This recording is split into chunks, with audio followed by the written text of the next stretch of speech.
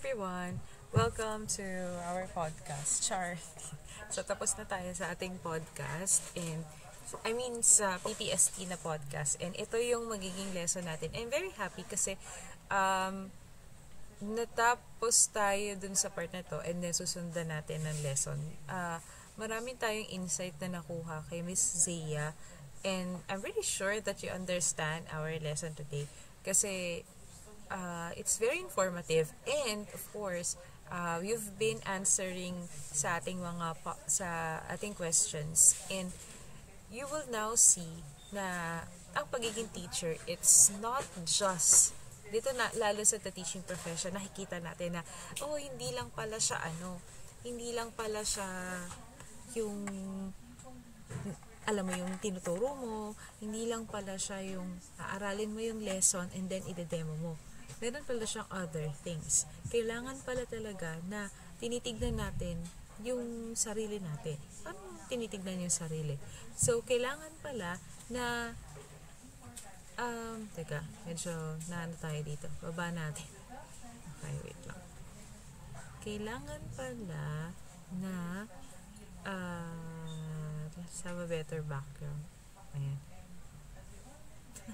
Ang kalat ng sorry, siguro ito na lang yung text na lang, okay.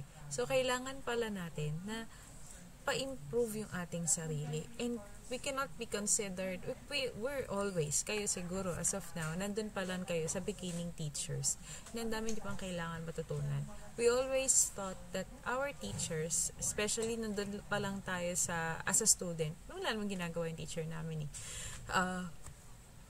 then again, you will understand na para umangat yung level mo, marami kang tinitignan. Dapat meron kang mga ginagawa such as kailangan nagre-research ka, kailangan nag-aaral ka pa. So, it's not just hihinto siya sa undergrad, may licensure, may masters, may doctorate. And sabi nga ng mga teachers ko sa doctorate, when you have a doctorate degree, that doesn't mean you will stop. It's the beginning of many researches. Kasi kailangan nag-aambag ka sa mga bata. Just imagine kung walang nag-aambag ng mga doktor, napakahirap. Kasi wala tayong pag-aaral. Mahirapan kayo sa mga researches. And then, aside from that, dapat nag-share din tayo ng knowledge natin, yung mga natutunan natin, nag-share din natin siya sa ibang tao. So, ngayon, ang nangyayari is, there are experts as the beginning teachers become an expert teacher, padami yung nalalaman nila, the more sila dapat na nagbabalik sa society at nagtitrain ng mga bagong beginning teachers. So, ganun dapat yung cycle. So, now you will see na each of us, meron pala tayong parang kanya-kanyang role. And, technically, dapat kung ideally pala, hindi ideally, dapat ang isang teacher ay talagang mas nakakapag-train siya ng mga bata, mas ma-okay. So, yun yung nakikita natin na takbo ng ating, kumbaga, takbo ng isang career ng isang teacher. Hindi lang tayo pala, okay. Kaya din, makikita natin, may mga ibang tao na they don't want to go to abroad to teach there. Gusto nila talaga na may career growth. Ngayon, iba-iba kasi tayo na tinutukoy. Well, of course, papasok dyan yung mga alam ko naman na meron tayong mga gusto at sa buhay na pwede naman. But as of now, we will teaching as a profession. When can you be called proficient teachers? So, yun. So, yun yung career track natin. So, now, let us discuss this one. The Department of Education released a DepEd Order No. 42 Series of 2017 entitled National Adoption and Implementation of the Philippine Professional Standards for Teachers. This order recognized the importance of professional standards for teachers towards quality teaching based on principles of lifelong learning. So, naniniwala tayo nito sa child and adolescent development na ang isang tao ay hindi siya natatapos. Natatapos na siya na, okay, matanda na ako, hindi na ako magbabago. No, we believe that kahit matanda ng isang tao, they're still learning. May mga learning curve pa din tayo. Through the collaboration of different stakeholders, the Philippines The Philippine Professional Standards for Teacher was created with the aims. Number 1, dapat may clear expectations of teachers along well-defined career stages of professional development beginning to distinguish practice. So, dapat, at because of this, nalalaman natin, okay, nakakategorize natin, anong klaseng teacher na ba ako? Nasaang stage na ba akong teacher? And we could also engage teachers to actively embrace a continuing effort in attaining proficiency. I'll give you an example. Sa cooperating schools ninyo, mapapansin ninyo, di ba? Hanggang ngayon, marami doon ang Teacher 1. There's nothing wrong with Teacher 1. Pero, you will see na kaya sila Teacher 1, hindi tinitignan sa tagal. Hindi doon tayo nakatingin na, okay, Teacher 1 ka kasi, okay, sige, i-increase natin yung sahod mo kasi, increase natin ikaw kasi matagal ka na. It's not about the tagal, but it's about ano yung mga binigay mo, ano yung mga requirements nitong stage or level na to, anong requirements yung para maging teacher 2 ka, maging teacher 3, hanggang sa maging principal, may 1, 2, 3. So, may mga steps sila. Lumalaki yung sahod nila, doon natin nakikita siguro. Pero kasi, dumadami din yung mga pine-present nila para tumaas yung ranking nila. So, now, ang gusto ng government, para tumaas yung mga ranking ng isang professional, may mga certain siya na binibigay. May mga certain siya na napatunayan na ginagawa niya.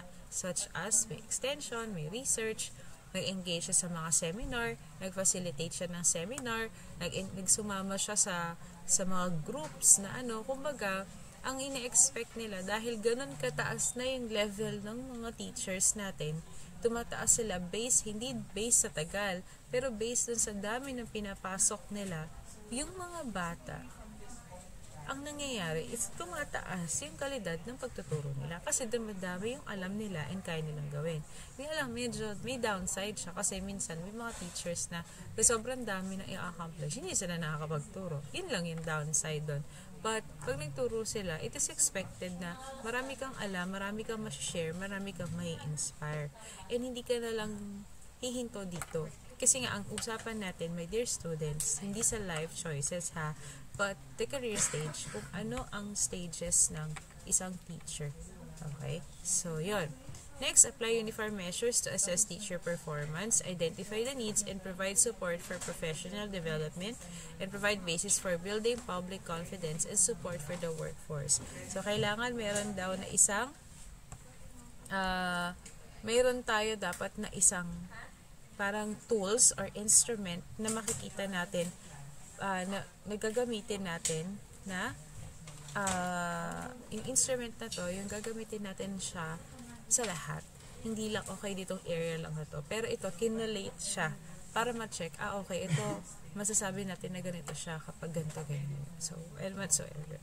So now, there are 7 domains and 37 strands in the PPST. So, remember that 7 domains, 37 strands in the PPST.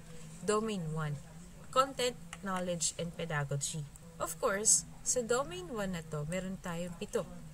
The content, knowledge, and its application within and across curriculum areas, narrating research-based knowledge and principles of teaching and learning, positive use of ICT, strategies for promoting literacy and numeracy, strategies for developing critical and creative thinking, as well as other higher order thinking skills, mother tongue, Filipino and English in teaching and learning, and classroom communication studies. So now, itong 1 to 7 na to is under siya ng Domain 1 or the content, knowledge, and pedagogy. Ang content, knowledge, and pedagogy, nakafocus siya sa pagtuturo. Pero nakita nyo, Domain 1 pa lang siya. Kailangan si teacher ay kaya niyang mag-share ng kanyang knowledge across the curriculum. Hindi lang pwede na, sorry po, grade 7 lang yung kaya kong ituro. Sorry, ito lang. Hindi, kaya niya dapat lahat. And of course, dahil sa panahon ngayon, more on, sabi nga ni Christina Aguilera, ni Cynthia Villar is research. Yun, puro research-based. Kasi may mga bagay noon na tama noon, but now, hindi na. Positive use of ICT.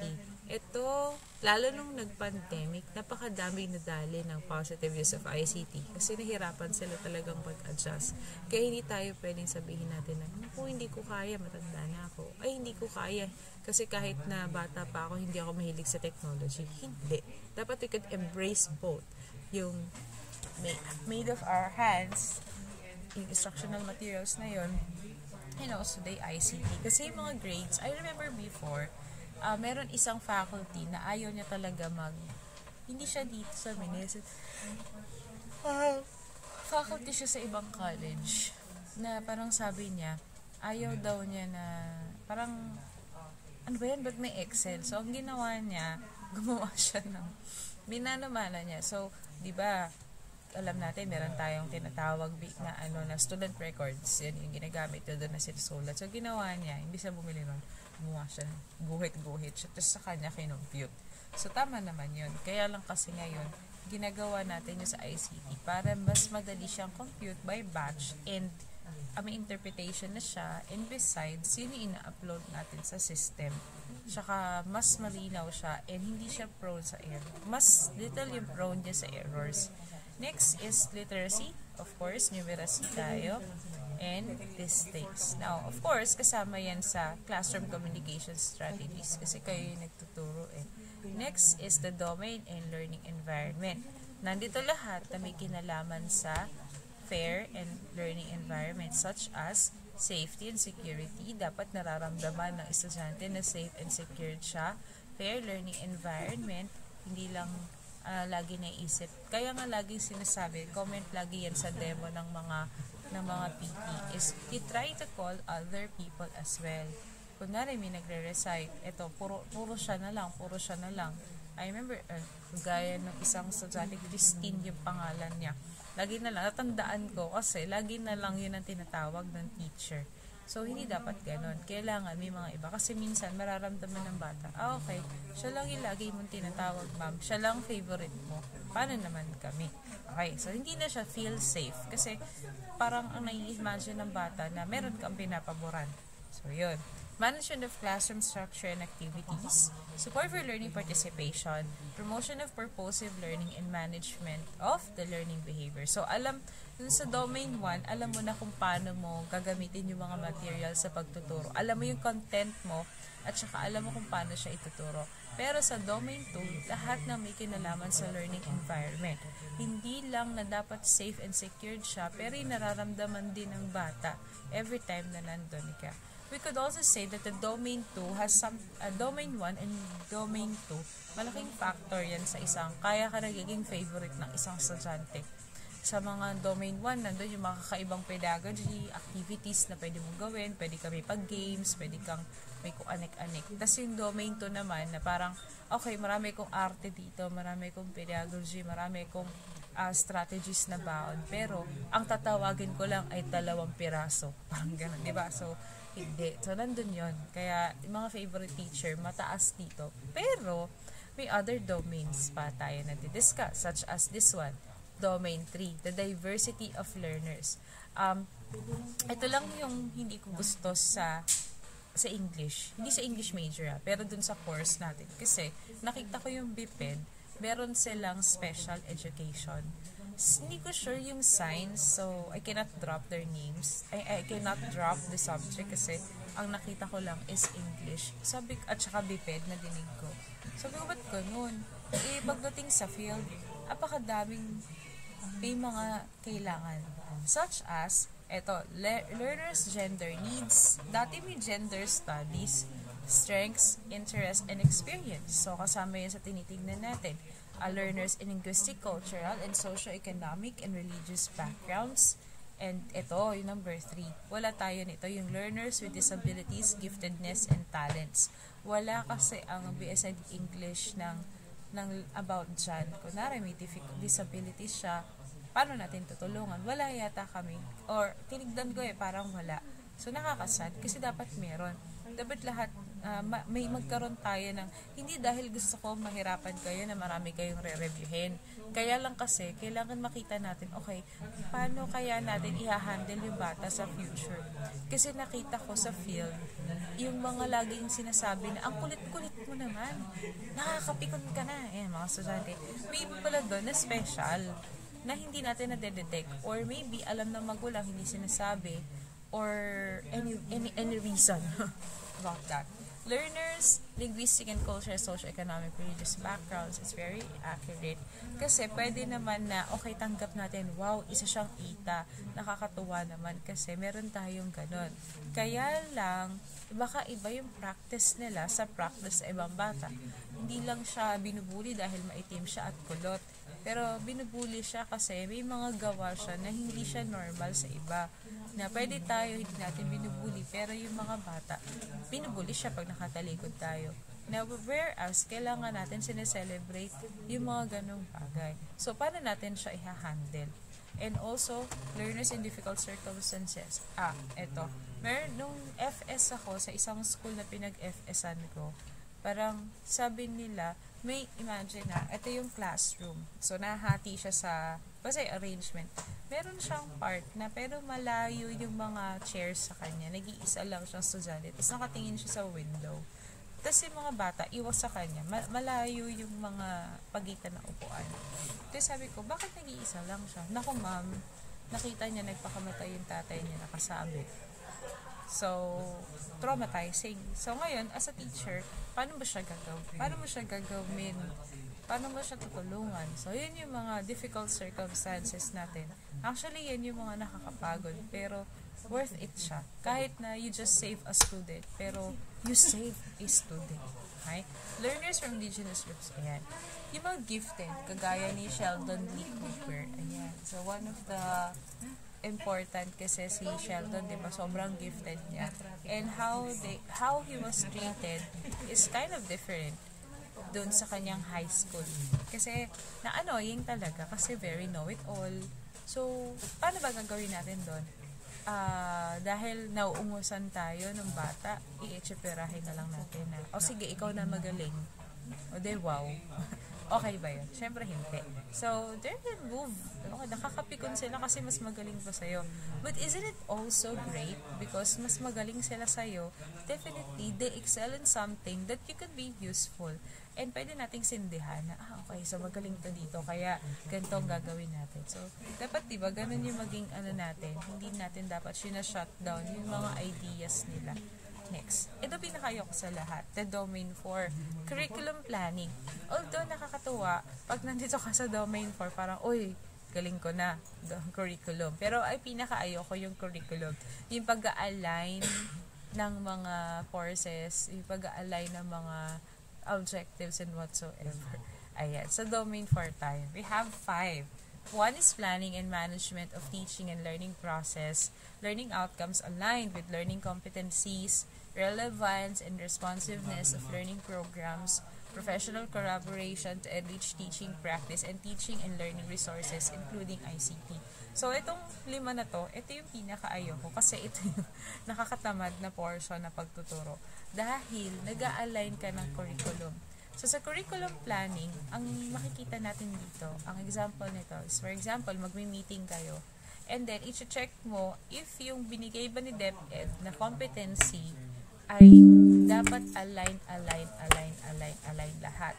Kung yung lesson plan mo, yung objectives, lahat nakaisang diretso siya.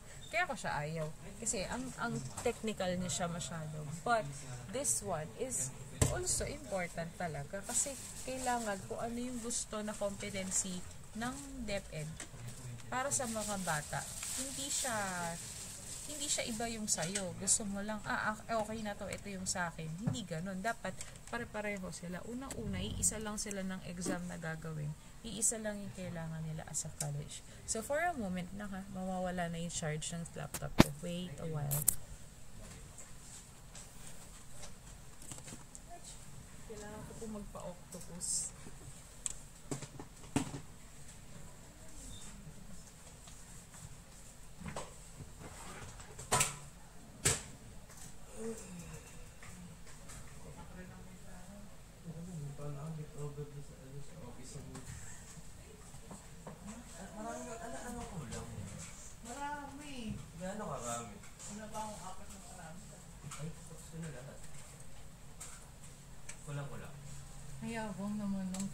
lahat. Lahat meron na. Meron ng kulang lahat. Kasi ito yung sa akin. Lahat ng may check dito, meron na. Ito, ano natin. So, ang problema, more on puro competition. Tayo ay magtatamas Friends ngayon. natin, yun din yung mga sabi mo. Tulad nito, HR development plan wala ka. Wala pa rin tayo sa That's one. basta, okay na. Wala meron. PS1? PS1.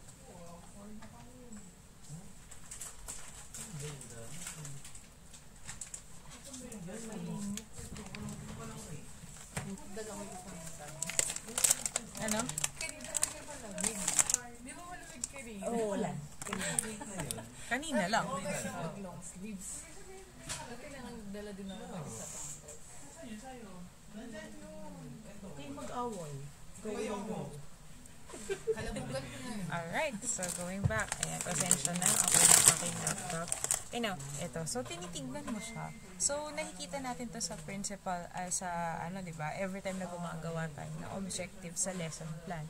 Pero, kung ila-align natin siya, mulat sa umpisa, mula dun sa sinabi ng DepEd, hanggang sa sinabi pa, o kaya baka susunod kayo na yung maging DepEd, kailangan align siya lahat. So ngayon, di nakikita ng mga bata, nakikita natin sa mga bata, dapat pare-pareho. Kahit saan kang school pumunta, iisa lang kayo ng curriculum. So, di ba, it's very complicated. But it's nice. Kasi kunwari, nag-usap-usap kayo, ano ba yung napagawa nyo dito? Ito. So, imagine, simultaneous, sabay-sabay nilang ginagawa, sabay-sabay sila lahat. Napakaganda ng calendar na isang ahensya ng gobyerno, isa. So, wala tayong pakialam kung kunwari, kahit sa ang school ako, pare-pareho lang naman tayo ng ginagawa dito. Pare-pareho lang na pag nag-exam tayo ng National Achievement Test, iisa lang tayo ng lesson. So, walang problema. Walang mahihiwalay. No assessment and reporting. So, hindi ito yung reporting niya sa klase, ha? But design, selection, organization, and utilization of assessment strategies, monitoring and evaluation of learner progress and achievement, feedback to improve learning, communication of learner needs, progress, and achievement to key stakeholders, and use of assessment data to enhance teaching and learning practices and programs.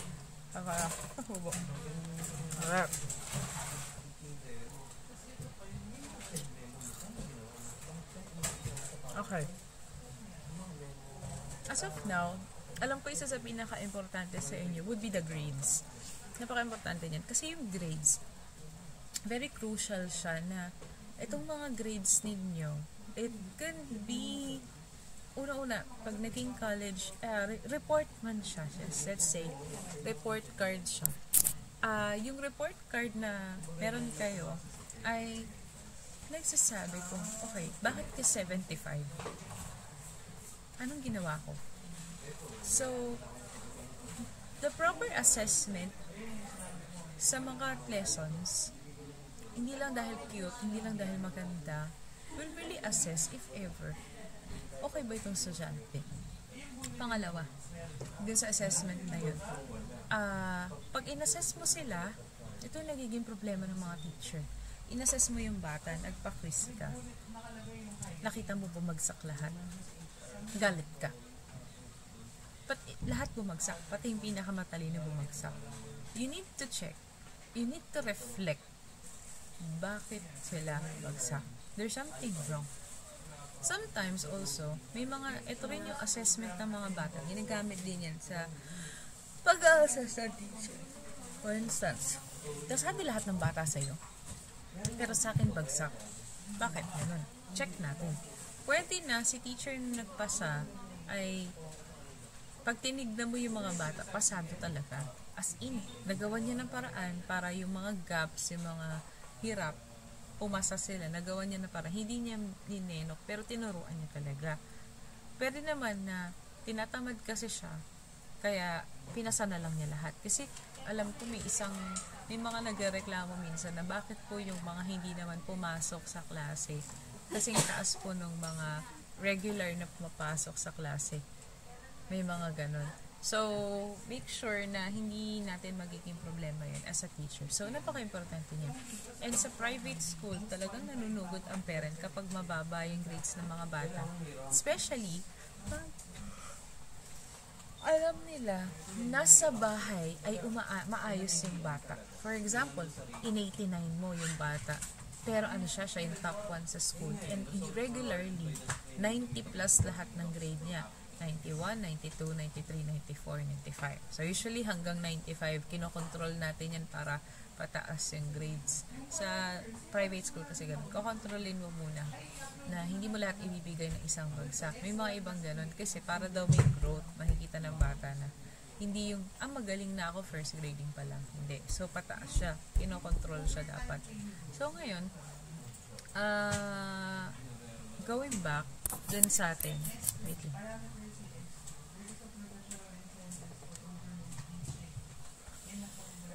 Ngayon, pwede siya na, kung yun sa'yo, 89. So, tatanong syempre ng parent. Kasi nakikita nila yung bata na gumagawa ng project. Tapos, kaya kailangan may rubrics kayo lahat Kasi tatanong nila, bakit 89 lang yung anak ko? Kompleto yung project. Nakita namin yung quizzes. Halos perfect. Nakita namin yung exam. Halos perfect. Yung notebook nakita namin. Kompleto yung anak namin. Ang gaganda ng designs. Although the designs are subjective, pero yung project nila, sila pinakamataas. Why is it 89? Totoo naman, minsan mag-iisip ka, bakit nga ba 89 yung bata? Ngayon, kung tama yung mga records mo, pakita mo sa kanila. Pero pag hindi, pag mali, kasi trip mo lang, bad trip ka dun sa bata kasi nga matalino, pinangungunahan ka lagi. Pero wala kang evidences. So, problema siya. Okay? Kasi pag sinabi mo, masama po kasi ugali ng anak niyo. Hindi nyo pwedeng sabihin yan na masama ugali ng bata kasi ang pwede mo lang i-adjust dyan is yung character. Magkahiwalay kasi yung character dun sa grades talaga ng bata, diba? Kasi napaka-subjective nun, parang, okay, ayoko sa'yo, 89 ka lang, parang hindi ka ma-honor. Diba? Parang gano'n. So, hindi siya dapat gano'n. Okay? Domain 6. This one is also hard, but it's nice kapag na-materialize na. Its domain 6 is the community linkages and professional engagement. Establishment of learning environments that are responsive to community context, engagement of parents and their wider school community in the educative process, professional ethics and school policies and procedures. As a professional, marami tayong lagi sinasabi na, professional ka, you act as a professional. But what is professional? So, meron naman tayo na, ito nga yung PPST. So, kailangan yung professional ethics, which is, meron na tayong diniscuss nung nakaraan, kailangan yung linkages natin with the parent is also okay. Mapapansin natin, may isang school, kasi isang school pa lang siguro na pupuntahan ninyo, and makikita nyo yung mga rooms iba-iba. Lalo na nung hindi pa bawal yung unnecessary. Yung hindi pa tayo maraming unnecessary things na sinasabi ng DepEd. No.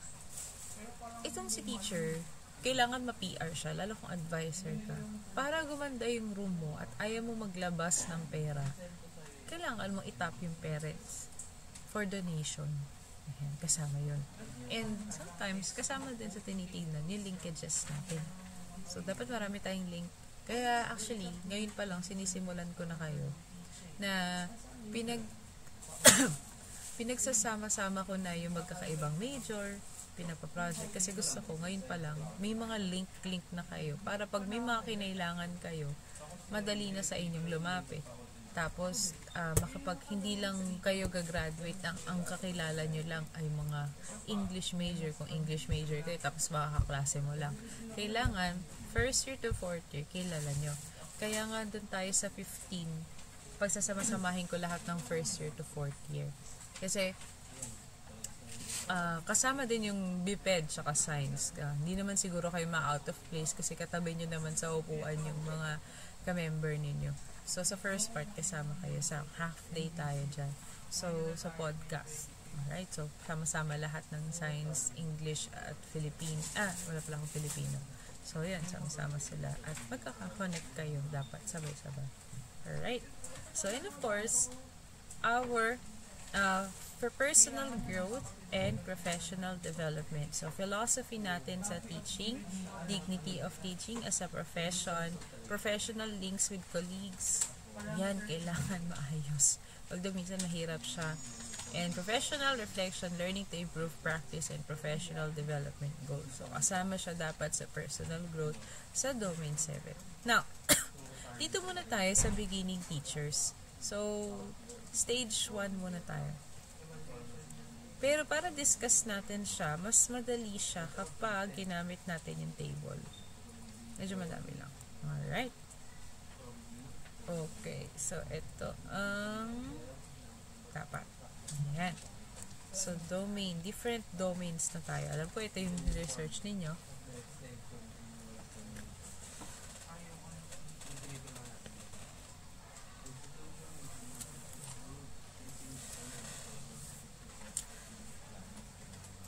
Meron tayo mga beginning teachers, proficient teachers, highly proficient teachers, and distinguished teachers.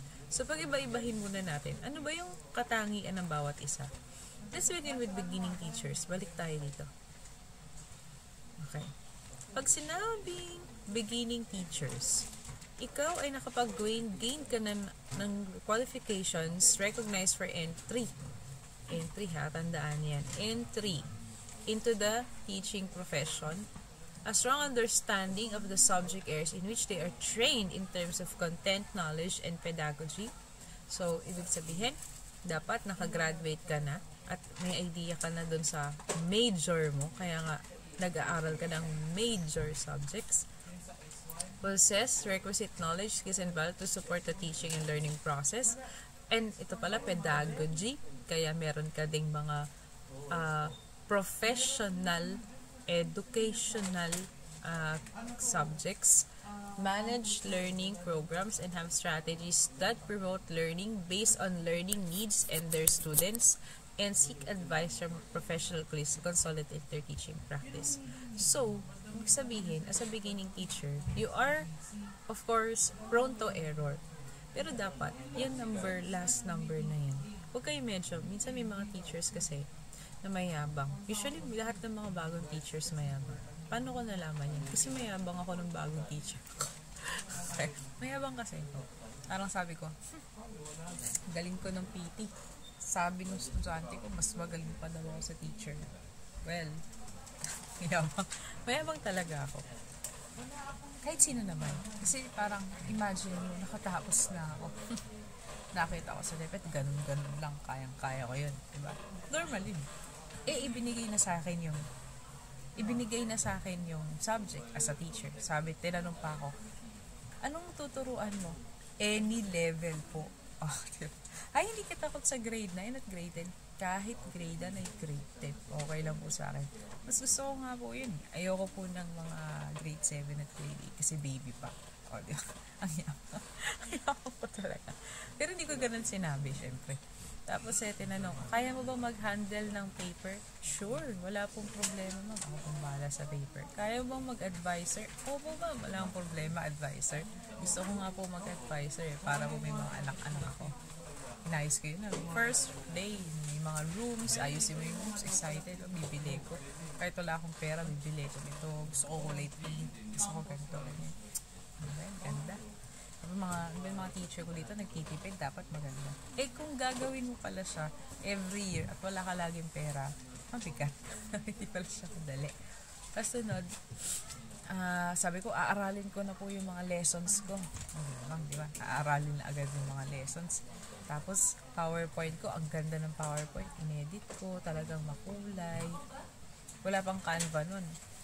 Kung gagawin mo pala siya every single day. Sakit sa ulo.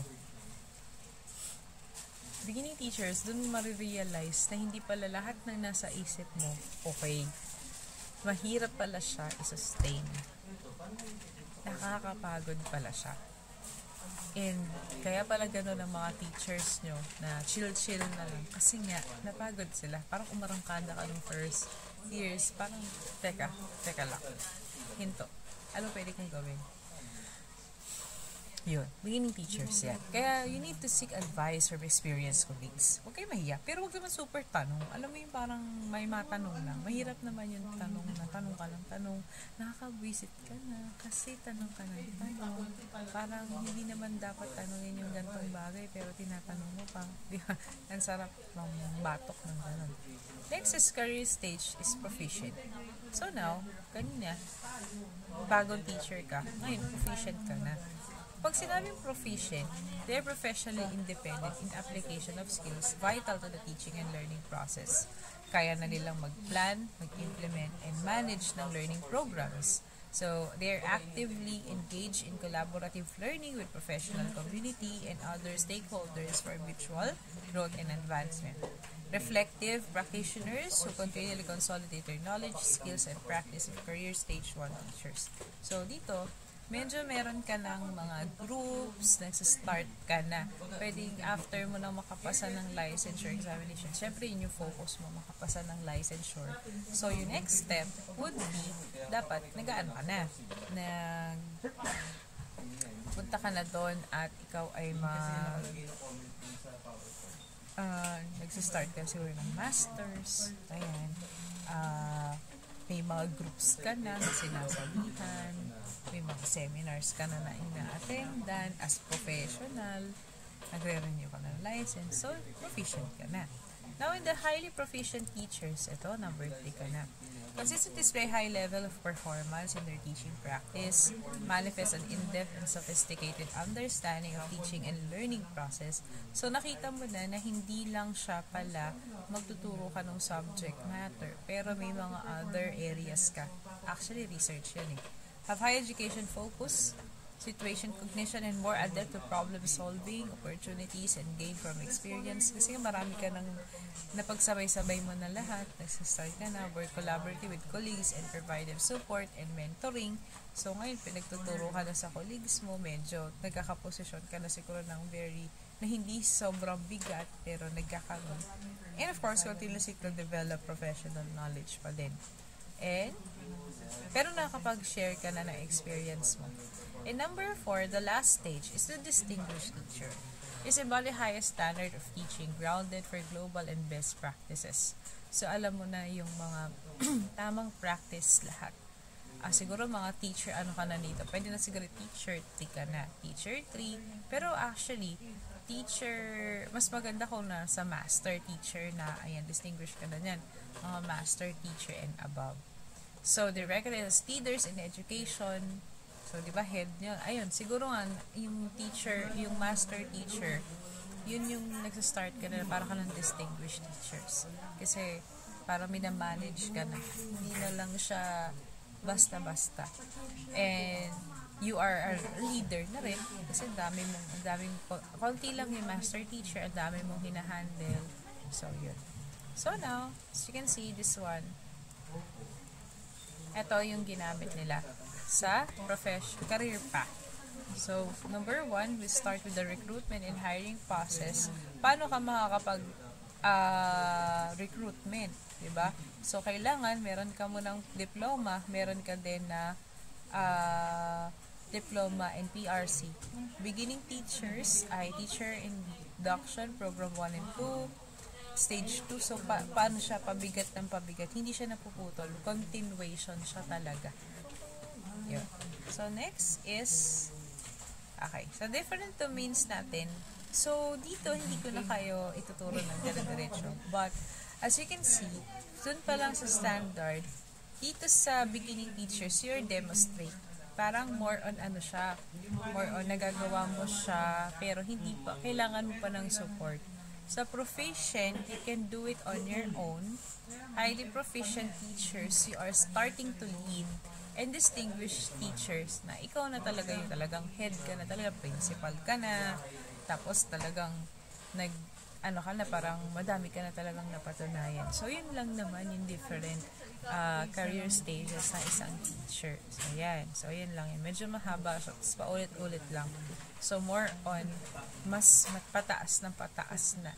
So, you can do that for your own reading. Next naman natin is this one. Okay. So, I think this one, I've already discussed this with you. Different learner-centered teaching. So, different philosophies in teaching. So, don't worry because I'll be giving you this naman. Nahanapin ko na lang to sa edited version kasi mas okay. Or, i-record ko ulit. So, that would be part 2 if ever. Alright? So, stop recording ko muna.